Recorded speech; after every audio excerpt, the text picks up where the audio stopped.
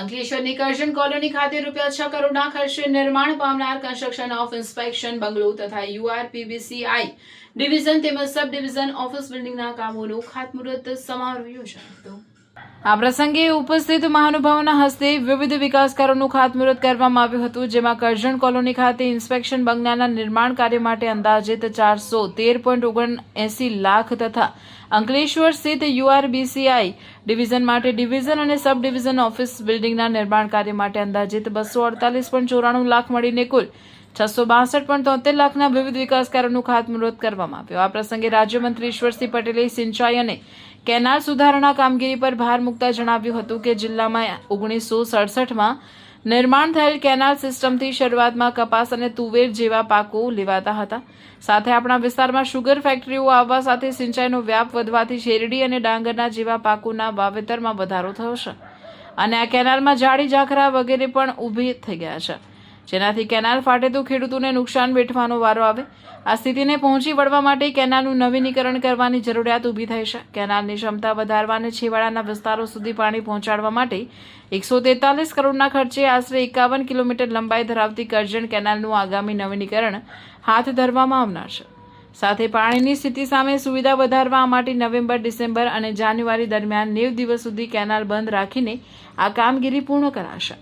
આ કેનાલના નવીનીકરણ બાદ કેનાલની પાણી વહન કરવાની ક્ષમતા 3200 ક્યુસેકથી વધીને 4200 થી 4300 ક્યુસેક સુધી પહોંચશે, જેનો લાભ આપણા વિસ્તારના ખેડૂતોને થવાનો છે। તેમણે કહ્યું કે તાલુકામાં વનખાડી ઊંડી કરવા સાથે જળ નિષ્કાસન અને ડ્રેનેજ કામગીરી થતાં આપણા વિસ્તારોમાં જળ ભરાવમાંથી રાહત થઈ છે। વનખાડીના ખોદાણ અને સફાઈ કામગીરીને કારણે ચોમાસા દરમિયાન ગામડાઓમાં ભરાતા પાણીની સમસ્યામાં મોટો ઘટાડો થયો છે। અંકલેશ્વર વિસ્તારમાં ઘણા ગામડાઓમાં હજુ પાણી ભરાવાની સમસ્યા સર્જાઈ રહી છે। એ તમામ ગામો જેવા કે મોટવાણ, તેલવા, સરથાણા અને કલમ જેવા ગામોમાં આશરે 400 થી 500 વીઘા જમીનમાં ભરાતા પાણીના નિકાલ માટે ડ્રેનેજ સિસ્ટમ ખુલ્લી કરીને ઊંડી કરવાની કામગીરી હાથ ધરાશે। સાથે સબ ડિવિઝન કચેરી ખાતે ઇન્સ્પેક્શન બંગલો અને સબ ડિવિઝન કચેરી માટે 6.67 કરોડના ખર્ચે નવા મકાનોના નિર્માણનું ખાતમુહૂર્ત કરવામાં આવ્યું હતું, જેથી રાજપીપળા કે દૂરથી આવતા અધિકારીઓ અને નાગરિકોને સુવિધા મળી રહે। સિંચાઈ માટે કરજણ નહેરનું પણ 51 કિલોમીટરનું નહેર નેટવર્ક આવેલું છે, પણ નહેરની સ્થિતિ સામે નેટવર્ક એરિયામાં પૂરતા પ્રમાણમાં પાણી પહોંચી નથી શકતું। આથી આગામી ટૂંક સમયમાં 143 કરોડ મંજૂર કરવામાં આવ્યા છે। આ નહેરનું નવીનીકરણ કરી ઉછાલી, મોતાલી, શેખપુર સુધીના ગામડાઓને તેનો લાભ થનાર છે। આ પ્રસંગે તેમણે ભવિષ્યના આયોજનોની વાત કરતા જણાવ્યું હતું કે કીમ અને ટોકરી નદીઓ પર સિરીઝ ચેકડેમો બનાવી પાણીનો સમુદ્રમાં વહી જતો બગાડ અટકાવવામાં આવનાર છે। સાથે જ તાપી અને કરજણ નદીના પાણીથી ઊંચાણવાળા ટેકરાવાળા વિસ્તારો જેમ કે માંગરોળ, માંડવી, ઉમરપાડામાં લિફ્ટ ઇરિગેશન યોજનાઓ દ્વારા છેવાડાના ખેડૂતો સુધી સિંચાઈનું પાણી પહોંચાડવામાં આવશે। કાર્યક્રમ દરમિયાન વિકાસ કાર્યોને સમયસર અને ગુણવત્તાસભર રીતે પૂર્ણ કરવા પર ભાર મૂકવામાં આવ્યો હતો। નવા ઇન્સ્પેક્શન બંગલા તેમજ ડિવિઝન અને સબ ડિવિઝન કચેરીના નિર્માણથી વિભાગીય કામગીરીને વધુ સુવ્યવસ્થિત અને સુગમ બનાવવામાં મદદ મળશે। આ પ્રસંગે સંબોધિત વિભાગના અધિકારીઓ, કર્મચારીઓ તથા આમંત્રિત મહેમાનો ઉપસ્થિત રહ્યા હતા।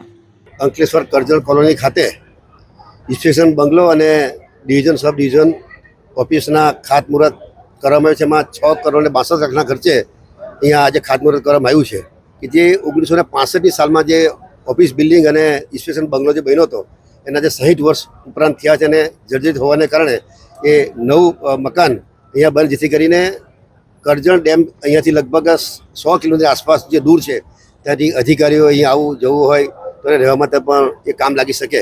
સાથે સાથે ચાલુ વર્ષે નવેમ્બર, ડિસેમ્બર અને જાન્યુઆરી મહિનામાં 3 મહિના એટલે કે 90 દિવસ કેનાલ બંધ રાખીને ત્યાં 900 કરોડના ખર્ચે જે એક્વાડેક છે, સૈફન છે, એ નવીનીકરણ કરીને અત્યારે જે 3000 ક્યુસેક જે પાણી મળે છે આપણને, એમાં 1200 ક્યુસેકનો વધારો કરીને એટલે કે 4200 ક્યુસેક પાણીનો વધારો કરીને જે છેવાડાના વિસ્તારમાં ઓલપાડ તાલુકો હોય, હાંસોદ તાલુકો હોય, જે દરિયા કિનારા વિસ્તારની અંદર જ્યારે ઉનાળાનો સમય હોય ત્યારે છેવાડાના લોકોને પૂરતા પ્રમાણમાં પાણી ન મળવાને કારણે પાકમાં પણ નિષ્ફળ જતી હતી, એટલે ધ્યાનમાં લઈને ચાલુ વર્ષે 900 કરોડના ખર્ચે આ ઉકાઈ કેનાલના કામો પણ કરનાર છે। સાથે સાથે કરજણ ડેમની વાત કરીએ, વર્ષોથી કરજણ ડેમ ફૂલ ભરાઈ જાય છે, પરંતુ એ પાણી સિંચાઈ માટે છેવાડા સુધી પહોંચતું નહોતું।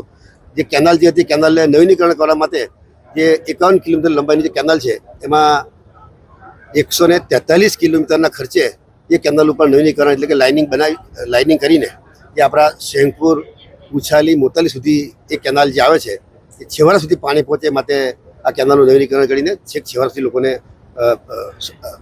ખેડૂતોને સિંચાઈ માટે સગવડતામાં એક વધારો થનાર છે. હાય હીર. હાય.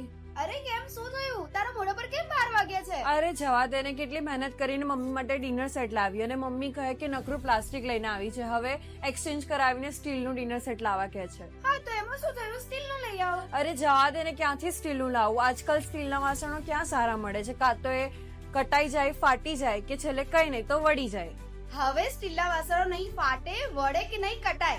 ભરૂચમાં સ્ટીલની કોઈ પણ વસ્તુ ખરીદવી હોય તો ભરોસો માત્ર એક જ સ્થળ, વર્ષોથી વિશ્વાસપાત્ર નર્મદા ઇન્ડસ્ટ્રી. વાવ, આ તો બહુ હેવી અને સારી ક્વોલિટીનું સ્ટીલ લાગે છે. પણ આ બધી વસ્તુઓ પર ડિસ્કાઉન્ટ મળશે ખરું? અરે આ બધી વસ્તુ તને હોલસેલ ભાવમાં મળી જશે. ભરૂચના બધા હોટેલ્સ વાળા, કેટરિંગ વાળા બધા અહીંથી જ વાસણો ખરીદે છે. માત્ર ભરૂચમાં જ નહીં પણ વિદેશમાં પણ નર્મદા ઇન્ડસ્ટ્રીના ટ્રાય-પ્લાય વાસણોની ખૂબ જ માંગ છે. એટલે જ વિદેશમાં રહેતા લોકો વાસણો ખરીદવા માટે નર્મદા ઇન્ડસ્ટ્રીને જ પસંદ કરે છે. તો અમે તમારી શોપિંગ કરી લીધી છે. તમે ક્યારે આવી રહ્યા છો? Narmada industry phase 1 JITC near Narmada Nagar, Bharuch. For more information call on the given number.